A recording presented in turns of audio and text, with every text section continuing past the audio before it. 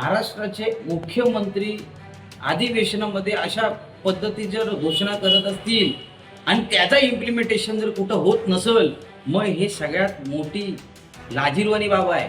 वीज हे तारा अशा उघड्यावर फिरतायत, त्याच्यावर तुमच्याकडे लक्ष द्यायला नाही. पोल बेंड झाले, त्याच्यावर तुम्हाला लक्ष द्यायला नाही. पण तुम्हाला हे स्मार्ट मीटर बसवायचे त्याच्यावरती लक्ष आहे. सर कसं आहे की स्मार्ट मीटर संदर्भात मला वाटतंय 3 जुलै 2024 रोजी आपले महाराष्ट्राचे मुख्यमंत्री राज्य सरकारने निर्णय घेतलेला आहे. सर्वसामान्य ग्राहकांना प्रीपेड स्मार्ट मीटर बसवण्यात येणार नाही.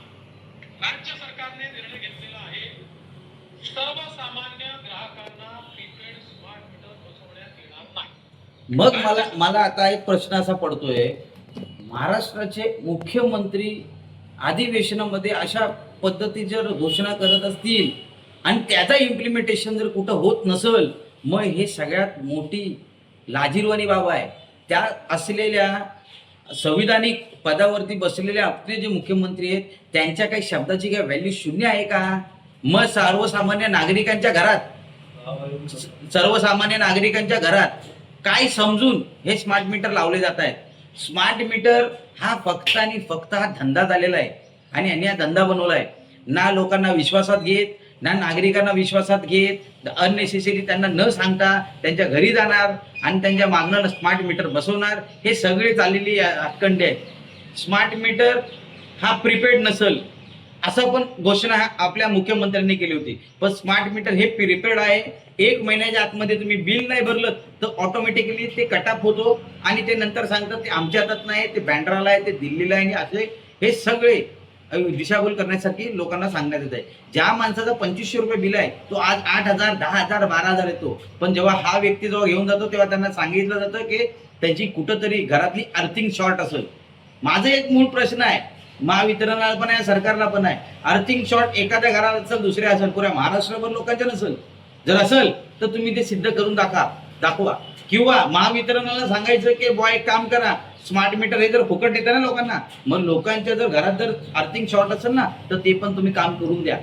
कुठंतरी हे न असणारे उद्योगधंदे लोकांनी लावलेले आहेत आणि कुठंतरी हे कमिशनच्या पद्धतीने काम चालू आहे. महत्वाचा मुद्दा, कोकणात आपल्याकडं कोयना प्रकल्प आहे, त्याचा फायदा कोकणवासियांना काय? शून्य. आमच्या आज राजापूरचे आमदार निलेश राणे साहेबांनी एक चांगला तिकडे मुद्दा उपस्थित केला स्मार्ट मीटरचा, पण उत्तर त्यांना काय भेटलंय हे त्यांनाही माहिती. त्यांच्यासारखा आमदार जर असा प्रश्न उचलतोय बोलल्यानंतर 100% लोकांच्या मध्ये हे असलेली नाराजी ही 100% दिसून येते. मग स्मार्ट मीटर सक्ती का करताय? प्रत्येक 4-4 महिन्यांनी 5-5 महिन्यांनी नवीन घोषणा का करायला लागताय? कुठंतरी संशय येतोय की कुठंतरी पर्सेंटेजचा विषय आहे का, की कुठंतरी तडजोडीचा विषय आहे का? हे सगळं संभ्रम अदानीला कुठंतरी हे अदानीला पुढं आणण्याचा प्रयत्न आहेत का, की अदानीची तिजोरी भरण्याचं काम चाललंय का? हे सगळे प्रश्न आहेत हे उपस्थित केलेले आहेत आणि हे नागरिकांचे पुढे ह्या पावसाळ्यानंतर तुम्हाला दिसतील. स्मार्ट मीटर आम्ही कोकणात आम्हाला नको, आम्हाला 100% जर स्मार्ट मीटर ही सक्ती केली गेली तर आम्ही आमच्या घरातले आणि आमच्या नागरिकांचे एवढे स्मार्ट मीटर असतील हे काढून महावितरणाच्या कार्यालयात जाऊन घालणार आणि त्यांना जे आमच्यावरती कायदेशीर कारवाईची ती करा. आम्हाला काही फरक पडत नाही. इन्फ्रास्ट्रक्चरवर काम करायला तुमच्याकडे पैसे नाही.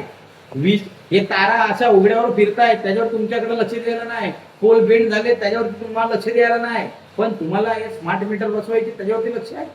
हे कुठंतरी 100% लोकांना नागरिकांना वेटेज धरण्याचं काम आहे आणि हे आम्ही खपवून घेणार नाही.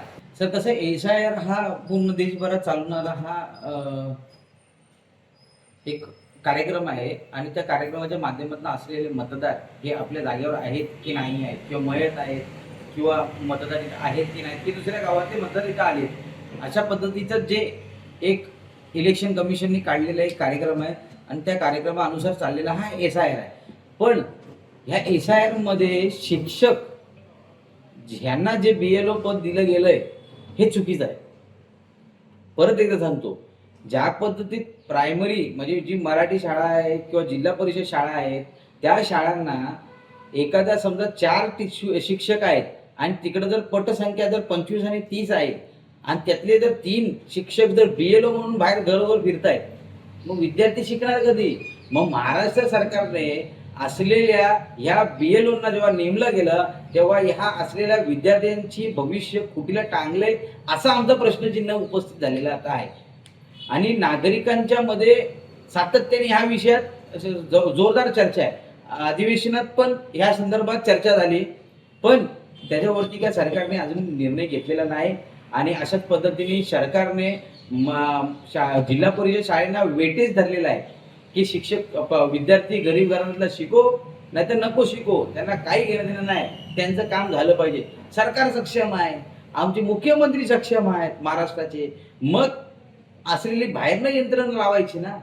काय गरज होती शाळांना वेटेज धरून तुम्ही विद्यार्थ्यांचं नुकसान करायचा, त्यांच्या भविष्याशी करायचं? हे कोणी सांगितलेलं नाही आणि हे सरासर चुकीचं आणि आम्ही याचा विरोध करतो. काय झालंय सर की माझ्या तरी अभ्यासानुसार मला असं वाटतंय की कुठंतरी जिल्हा परिषद शाळा ह्या बंद करून प्रायव्हेट शाळांचा कुठंतरी तिजोरी भरण्याचं काम चालू आहे, हे कुठंतरी दिसतंय. आणि सातत्याने शाळांना बंद करणे, त्यांचे अनुदान थांबवणे, शिक्षक कमी करणे, विद्यार्थ्यांना अनुदान न देणे, म्हणजे हे सगळं जे काही चाललंय, हे जे संभ्रम जे काय तयार केलं हे सरकारच्याकडनंच आहे. आणि आता बघतोय आम्ही की जर समजा एखाद्या जिल्हा परिषद शाळेत जर विद्यार्थी आहेत आणि शिक्षक नाही आहेत तर त्याचे पालक ऑफकोर्स तिकडनं काढणार आणि प्रायव्हेट शाळेत टाकणार. मग हे कुठंतरी लोकांच्या गरीब घराण्यात असलेल्या जे मुलं आहेत किंवा मुली आहेत जे शिकतायत त्यांच्याकडनं शिक्षण हा शब्द बाहेर काढून टाकायचा आणि त्याला अनशिक्षित ठेवायचंय असे कुठंतरी दिसतंय. स्मार्ट मीटरचा मुद्दा शहीदभाई जोरात चाललेला आहे. स्मार्ट मीटर आता बसवले आता